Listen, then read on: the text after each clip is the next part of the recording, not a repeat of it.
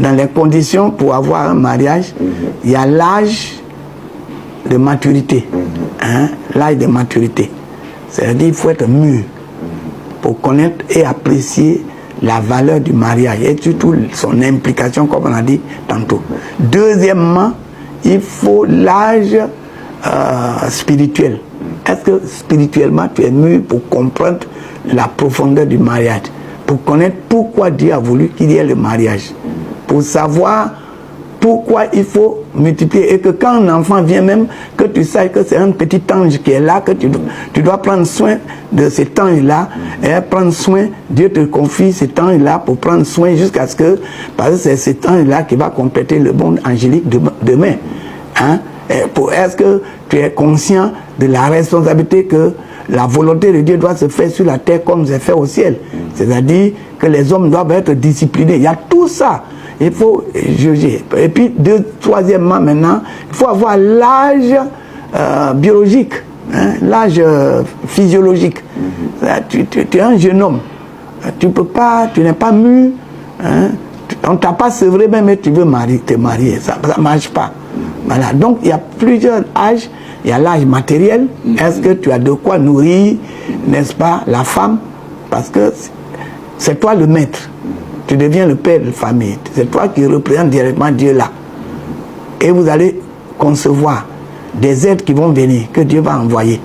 Est-ce que tu as de quoi pour prendre soin d'abord de ta femme, de toi-même et de ta femme? Est-ce que tu as même une maison où tu peux dormir? Parce que se marier, hein, c'est d'aller dans une maison. C'est une responsabilité. C'est une responsabilité. Et puis, hein, pour procréer, il faut un laboratoire. C'est comme ça. C'est pas en plein air. Il faut un laboratoire. Il faut une intimité avec Dieu. Mais tu n'as pas de maison. On a eu un mariage comme ça pour, entre parenthèses, ben, donner des exemples aussi, c'est important. Hein, on a connu tellement de choses comme ça que un jeune homme qui voulait forcément se marier.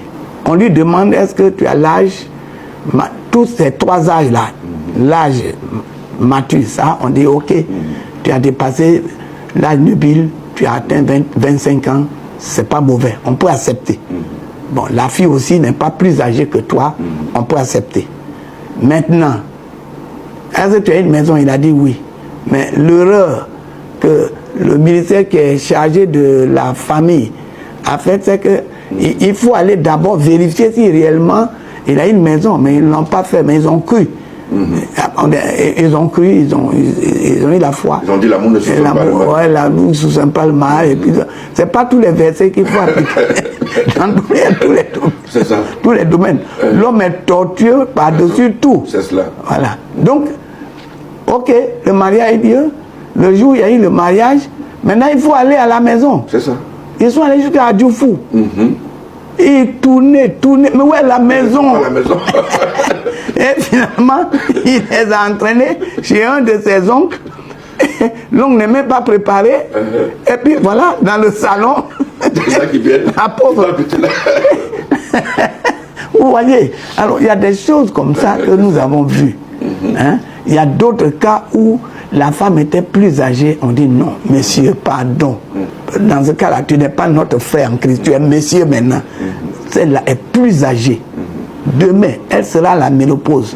Pendant que toi, tu es jeune, ça va créer des problèmes. Ah donc, c'est pas normal que quelqu'un qui est moins âgé marie une plus âgée. Dieu a réglé la femme à cause de la maternité. Dieu règle la femme. C'est un être humain hein, qui est l'image de Dieu, la ressemblance de Dieu. Et Dieu veille à sa santé. Bon, un temps arrive où elle ne peut plus concevoir. Un temps arrive. Et si tu as pris, hein, elle est âgée, et puis toi tu es jeune, au moment où elle a la ménopause, toi tu es encore jeune. Mais dans le cas où quelqu'un, un jeune homme de 26 ans, il prend une femme qui a 27 ans. C'est pas normal même. C'est-à-dire, il y a des choses qui peuvent être permises parce que eux, ils exigent. C'est cela. Mais, normalement, l'homme doit être plus âgé. Parce que dans la création, c'est l'homme qui a été créé le premier. C'est cela. Et la femme ensuite. Donc, c'est l'homme que Dieu a fait endormir pour prendre sa cote. C'est cela. Vous voyez? Donc il faut respecter, quand on respecte la chronologie des choses, quand on respecte le protocole que Dieu a établi, quand on respecte les chartes que Dieu a établies, il n'y a pas de problème. Les difficultés qui peuvent venir, Dieu les aidera à surmonter. Mais quand soi-même on viole les principes, alors il peut y avoir des problèmes. Alors quel est l'idéal pour un homme qui est plus âgé que la femme? Les cas d'âge, l'idéal c'est au moins combien? Bon, ça, c'est difficile à dire, mais 10 ans au moins, si je veux me baser sur la Bible. Hein? Abraham avait plus de 10 ans, avait 10 ans par rapport à Sarah. Bon, là, c'est une indication. Mais ça peut être plus. Mais il ne faut pas que l'homme soit trop âgé. C'est cela. Finalement, la petite fille peut être là comme une sacoche. Sa génération. Voilà. Et puis, lui maintenant, souvent, avant de se marier, dans sa vie, il a eu des enfants ailleurs. Il va avoir un jeune homme qui vient convoiter sa propre femme. Au moins, lui n'a plus de force. Vous voyez, c'est pas bien. Donc, c'est des choses, il faut toutes ces mesures-là.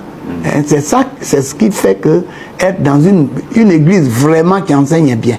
Parce que là, on instruit les gens, on les enseigne, et il y en a qui n'aiment pas ça. Ils disent, ah, c'est trop rigoureux. Mais il faut ça, il faut la rigueur. Le mariage, c'est pas n'importe quoi. C'est pas n'importe quoi. Voilà. Et il y a des faux docteurs, des faux pasteurs aussi qui enseignent aux gens de faire des choses qui sont contraires à la volonté de Dieu. Et ça, c'est pas normal. C'est pas normal.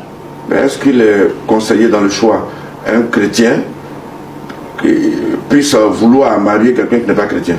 Est-ce que c'est conseillé? Ça, bon, c'est une question d'éthique maintenant. Nous rentrons là dans l'éthique chrétienne. C'est cela. Quand on est dans une communauté spirituelle, on est sous une autorité spirituelle, avec la parole de Dieu qui fait autorité suprême, c'est facile.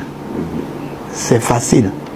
Parce que si je suis chrétien, bon, peut-être que si je vivais en concubinage avec la personne, et puis après, je viens à l'église et puis la personne me suit, la Bible permet pour que moi, je sauve cette personne. Voilà. Mais je suis déjà chrétien. Je connais des responsabilités spirituelles, morales. Je connais ce que c'est que le mariage. Si je laisse ma vocation de chrétien pour aller dans le monde et chercher une femme... Souvent ils disent que c'est une stratégie d'évangélisation. Non, c'est pas par la chair on évangélise. C'est pas la chair, c'est l'esprit qui évangélise. Et c'est ce qui s'est passé au temps de Noé. C'est cela. Hein? Au temps de Noé, l'église de Caïn était une église apostate. La famille de Caïn était déjà apostate. Tous les enfants de Caïn étaient sous la domination des mauvais esprits. Et il y a l'église de Seth que Dieu a suscité plus tard et qui a suscité même le réveil spirituel. Et les enfants de Seth étaient appelés les fils de Dieu parce qu'ils aimaient Dieu, ils adoraient Dieu.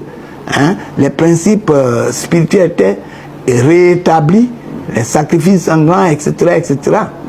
Mais les enfants de Caïn qui étaient désordonnés ont tenté les enfants de Seth. Et les enfants de Seth ont succombé. C'est quoi aujourd'hui? Jésus a dit attention, ce qui arriva au temps de Noé là va arriver. Parce qu'au temps de Noé, les enfants de Dieu se sont laissés avoir par la séduction, par la corruption. Et ils ont succombé. C'est ce qui est arrivé. Et aujourd'hui, nous sommes fils de Dieu. Les filles que nous avons là, qui sont tous membres de l'Église, sont les filles de Dieu. Bon, on ne peut pas accepter qu'un fils de Dieu aille prendre une fille humaine du diable. C'est dommage. Alors, cette relation-là, ça va créer des problèmes. Ça va créer des problèmes. C'est ce que dans 1 Corinthiens dit, voilà, il risque d'avoir des enfants impurs. C'est pas impur ici, c'est pas sur le plan physique, mais c'est sur le plan spirituel. L'homme et la femme qui s'unissent et qui s'accouplent là, c'est pour un but. Mais dans quel esprit ils ont conçu l'enfant? C'est ça le problème.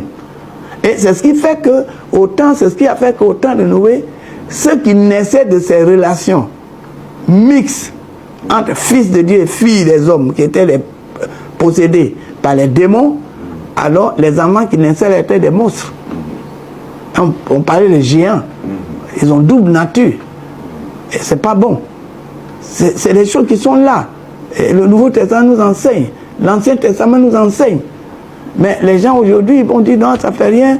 Hein, moi, je suis allé voir une jeune fille à Gaumont qui danse bien à la fête de Génération Lévy. Elle est très belle, je vais la prendre. On dit, ah, mon ami, elle n'est pas encore régénérée. C'est sûr. Elle n'est pas encore. Et tu dis forcément, je veux pas. Idéologique même, il y a forcément des problèmes. Oui. Ouais. Il y a l'éthique pastorale, il y a l'éthique chrétienne. L'éthique chrétienne. On peut appeler ça la déontologie chrétienne. Si je suis convaincu et que je suis né de nouveau, je ne peux pas me mettre sous le joug étranger qui est le paganisme.